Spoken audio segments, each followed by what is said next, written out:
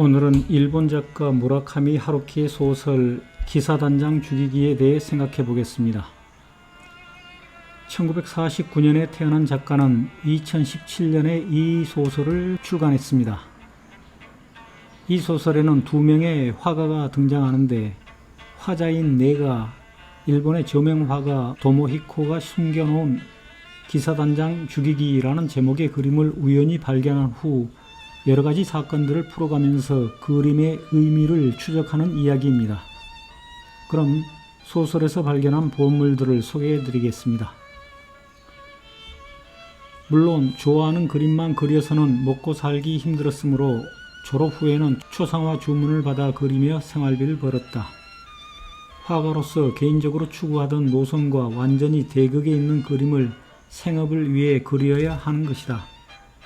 때때로 내가 미술계의 고급 창부 같다는 생각이 들었다. 집안은 몹시 조용했다. 침묵이 공기 중에 미미한 압박을 가했다.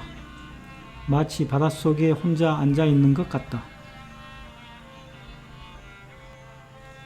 멀리서는 대부분의 것들이 아름다워 보인다. 삶의 방향 바꾸기를 두려워하지 않는 용기, 시간을 내 편으로 만드는 것의 중요성, 더 나아가 자신만의 고유한 창작 스타일과 주제를 찾는 것. 물론 간단한 일은 아니다. 하지만 창작자로 살아가려면 반드시 이루어야 하는 일이다. 가능하면 40이 되기 전에. 사실 아버지는 업계 동료들을 쏙 좋아하지 않았거든. 물론 그들도 아버지를 쏙 좋아하지 않았고, 좋게 말하면 아웃사이더, 나쁘게 말하면 외톨이였던 셈이지. 뭐 상관없지.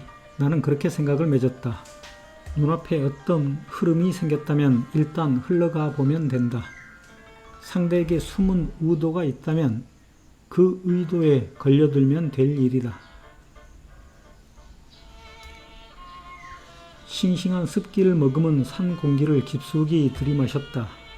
남서쪽 잡목림 사이로 손바닥만한 바다가 눈부시게 반짝였다. 광대한 태평양의 아주 작은 한 조각이다. 교류요? 저와 당신 사이의 교류 말이죠. 나는 잠시 침묵했다.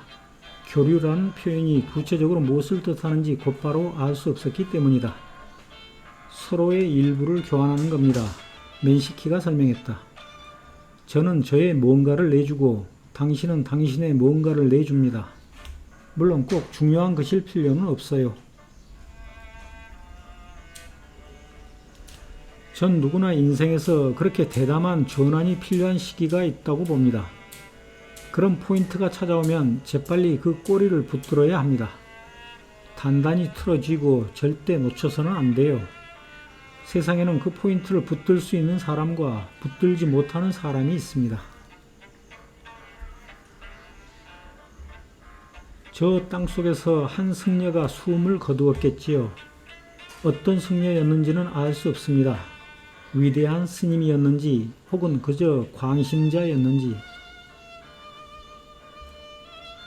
산 위로 옮겨온 뒤로는 풍요로운 자연이 아낌없이 제공해주는 선명한 아침의 빛과 맑은 공기를 좋아하게 되었다. 산뜻한 아침 햇살이 바닥에 물 웅덩이처럼 고여있다. 동쪽 하늘이 희부음하게 밝아와 불을 끄고 창문을 활짝 열어 차갑고 신선한 아침 공기를 맞아들였다. 호기심은 언제나 리스크를 동반합니다. 리스크를 전혀 수용하지 않고 호기심을 충족시키기란 불가능하지요. 호기심이 죽이는 건 고양이만이 아닙니다. 탁월한 아이디어란 어둠 속에서 근거 없이 나타나는 사념인 경우가 많지요. 좁고 어두운 공간에 혼자 갇혀 있을 때 가장 무서운 건 죽음이 아닙니다. 무엇보다 무서운 것은 영원히 여기서 살아야 하는 게 아닐까 하는 생각입니다. 그런 생각이 들기 시작하면 공포로 숨이 막히는 느낌이지요. 저는 흔들림 없는 진실보다는 오히려 흔들릴 여지가 있는 가능성을 선택하겠습니다. 그 흔들림에 제 몸을 맡기는 쪽을 선택할 겁니다. 고마워. 나는 순순히 감사를 표했다. 그렇게 말해주니 무척 용기가 생기는구나. 선생님도 용기가 필요해요? 물론이지. 용기는 누구에게나 필요한 거야. 나는 마리에와 텅 빈 캔버스를 번갈아 바라보았다. 그리고 그녀의 모습을 어떤 식으로 캔버스에 입체적으로 옮기면 좋을지 생각했다. 여기에는 일종의 이야기가 필요했다. 그저 상대의 모습을 보이는 대로 그린다고 되는 것이 아니다. 그것만으로는 작품이 되지 못한다.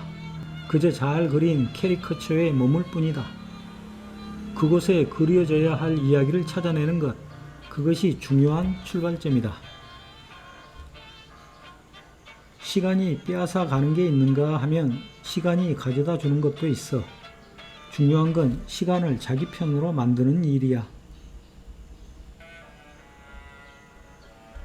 시련은 언젠가 찾아오기 마련입니다. 민시키가 말했다. 시련은 인생을 다시 시작할 수 있는 좋은 기회예요. 가혹하면 가혹할수록 훗날 쓸모가 있습니다. 시련에 져서 좌절하지 않는다면 말이죠. 예술가들이란 좀 더 화려하게 일탈하는 법이다.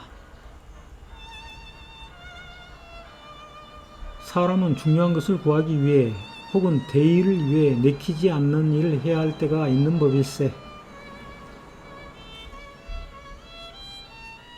벽은 원래 사람을 보호하기 위해 만들어졌어요. 외적이나 비바람으로부터 말이죠. 하지만 때로는 사람을 가두기 위해서도 사용됩니다. 이 소설은 1937년에 발생했던 일본의 난징 학살 사건과 1938년에 발생했던 독일의 오스트리아 합병 사건이 역사적 배경으로 등장합니다. 이 시기에 독일에서 유학 중이었던 도모히코는 독일인 여자친구와 공모하여 나치 간부를 암살하려 했지만 실패한 후 일본으로 송환되고, 중국에 파병되었던 도모히코의 남동생은 난징 학살에 가담한 죄책감으로 자살합니다. 이 책을 읽으면서 나는 이런 느낌을 받았습니다. 도모히코는 독일과 일본을 기사단장으로 암시했고, 기사단장을 죽이는 그림을 그림으로써 독일과 일본의 만행을 은유적으로 비판했다.